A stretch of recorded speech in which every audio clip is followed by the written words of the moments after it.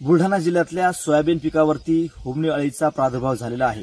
परिणामी शेतकऱ्यांच्या शेतातील पिकाचे या ठिकाणी मोठं नुकसान होते। आपण बघू शकतो की मी सध्या सोयाबीन पिकाच्या शेतामध्ये आहे आणि होमणी अळीमुळे या ठिकाणी मोठा प्रादुर्भाव झाल्यामुळे शेतकऱ्याच्या शेतातली जी उभं सोयाबीन आहे ते सुकून जात आहे।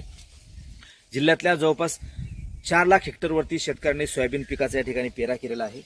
होमणी अळीचा प्रादुर्भाव जो झाला तो मेहकर तालुका आणि चिखली तालुक्यामध्ये मोठ्या प्रमाणामध्ये या ठिकाणी झालेला आहे। जवळपास 900 हेक्टरवरती होमणी अळीचा प्रादुर्भाव झाल्यामुळे शेतकऱ्यांच्या शेतातील जे सोयाबीन आहे ते अक्षरशः सोयाबीन या ठिकाणी उभं सोयाबीन या ठिकाणी सुकून जात आहे। परिणामी शेतकऱ्यांचं मोठं प्रचंड नुकसान या ठिकाणी होत आहे।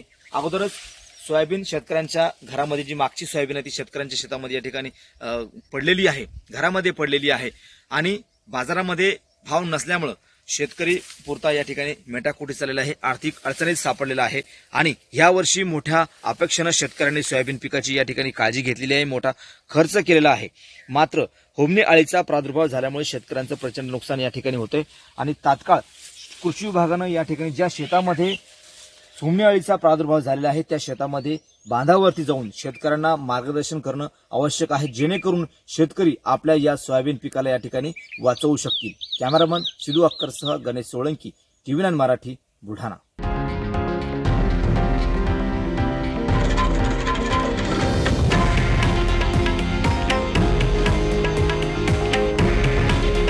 हे आहे देशातील नंबर 1 न्यूज नेटवर्क आणि आपण पाहत आहात TV9 मराठी।